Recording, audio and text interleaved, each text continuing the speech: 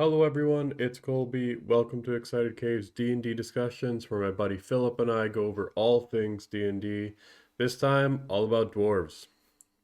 Everyone's favorite short companion. Hope you like and subscribe. Let's get into it. Let's shift towards the dwarves. Dwarfs. So, the Dwarves. dwarfs from the player's handbook get a constitution score increased by 2. They age very slowly. They live up to about 350 years. They are short, as you know they would be. Your base walking speed is 25 feet, and your speed is not reduced by wearing heavy armor, which honestly I did not know it was reduced when you wear heavy armor. If you're not strong. Oh, if you don't have like a certain amount of strength. Yeah, your Okay, speed goes down. I didn't even know It's that. very annoying. Yeah, I mean, I guess I've just never played a character like that, but I mean, how often do you play a character that uses heavy armor? A lot of the time people just use medium. you know, all of my artificers wear heavy armor, right? You've played 2. I don't know. Okay. Anyways, base walking. Just went over speed. Dark vision up to 60 feet. Super helpful. Dwarven resilience. So you have advantage on saving throws against poison, and you have resistance against poison damage. Can be helpful. It's kind of situational, but Yeah. I mean, that goes back to what we were saying about the Dragonborn, where yeah. it depends on what your DM throws at you. I mean, this one is also just handy. It's just a nice little, like, ding. Yeah. And you can kind of roleplay it of, like, get drunk as fast because the alcohol's not poisoning you. Yeah. That makes sense. You have proficiency with battle axe, hand axe, light hammer, and warhammer. You could choose. Which is interesting. Is it? Yes. Because it means that you can play a spellcaster that has a battle axe. I guess that's true. Like, getting proficiencies in things is always useful. Yeah. Speaking of that, you get to choose a tool proficiency, either smith's tools, brewer's supplies, or mason's tools. Probably the most helpful one is smith tools, depending on, I don't know, how much you can think about how to use them. Tools are always Brewer supplies would be the most underutilized because mason's tools you could use to like inspect the walls in a dungeon or like open up a new door. If the door is locked, you just go in through a wall because mason's tools are used for stone cutting and stuff. Like when that's you're a true. mason, you know how to work that kind of thing. Mm-hmm. You could potentially use it that way. Yeah. And smith's tools are pretty self-explanatory where they're useful. But brewer supplies, I mean, realistically, unless you are brewing up some alcohol to sell, it's not the most useful. No, it's more of a roleplay It's a one. roleplay thing. I mean, Yeah. the other two are roleplay ones too, but they can be useful in more ways than brewer supplies. Yeah. You also get stone cunning, so whenever you make a history check related to the origin of stonework, you're considered proficient in the history skill, and add double your proficiency bonus to the check. Oh, so you get expertise in it. Yeah, after I said that, I was like, okay, Why didn't they just write you get expertise in it? I don't know, but Although I guess this way they don't have to then also explain expertise because only bards and rogues get it. Rangers get it. Rangers get expertise? Yeah, they get 1 with the new optional features.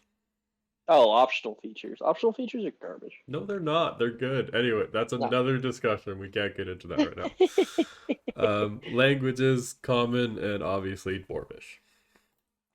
I like dwarves. Very like You fantasy. can't go wrong with the dwarf. Yeah, you really can't. You get Constitution. All of the sub races get good bonuses. It's just an all around solid choice. Yeah. Getting Constitution is helpful for every class. Yeah. Now, the Grey Dwarfs, where do they come from? Sword Coast They, Adventures they're Guide. they're the Druagar. They're like dark elves or drow, Yeah. but dwarves. So, yeah, they come from Swords Coast.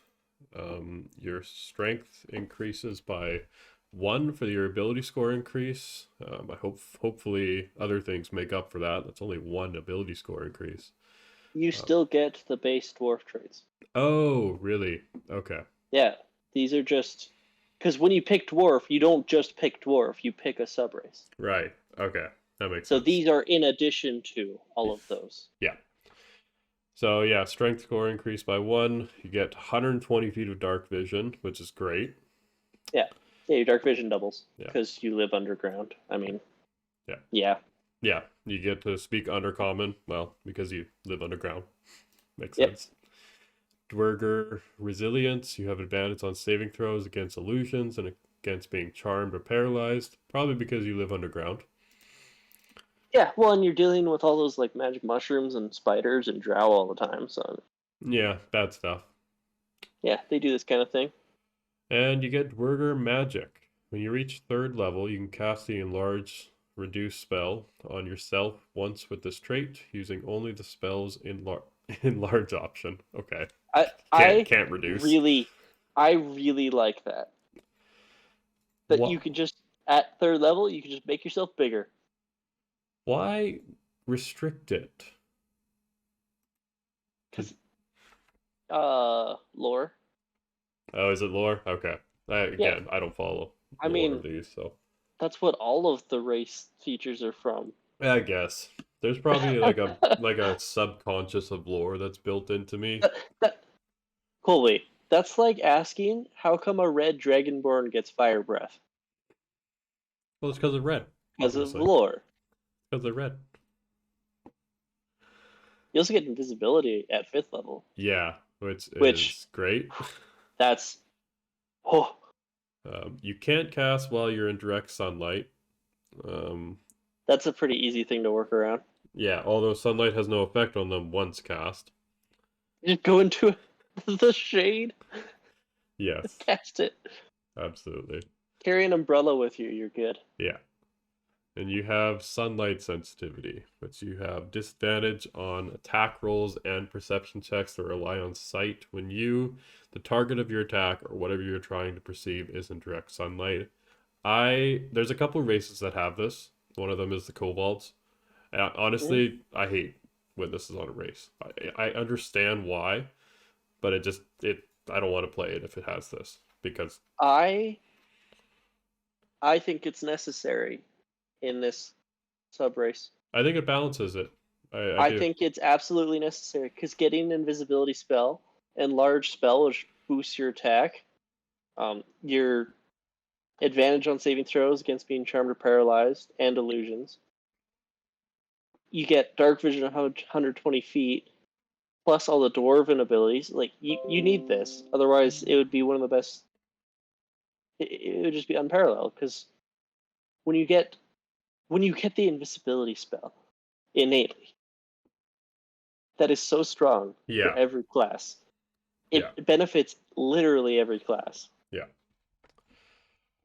So other than I understand the balancing thing, I'd probably Yeah. prefer just removing invisibility to be honest, to getting rid of sunlight sensitivity. But I wouldn't. I like it. Detriments flesh out a character as well. Because like when you that's have true. this, you might try to convince your party we should travel at night instead, sleep in the day. Mm-hmm. Or maybe you want to go into the dungeons more often. Yep. Maybe you'll convince your party that you'll get a wagon and you'll sleep in the wagon when you travel during the day, and then you keep watch at night. Yeah. Like you can play around with this. When you don't have this, that takes out a whole aspect of picking this race because this is part of the race. Yep. It's And if definitely you a don't like it, personal don't play choice. it. Yeah, It's that easy. absolutely. I'm not bashing the race. I like the race. I just don't want to play Oh, the it's much race. better than Hill Dwarf. Yeah. Speaking of Hill Dwarf, it is very short, the description of the Hill Dwarf. Uh huh. You get a wisdom score increased by one. which is nice. And then Dwarven Toughness. Your hit point maximum increases by 1, and increases by 1 every time you gain a level. Half as good Which, as the tough feat. yeah, it's not bad.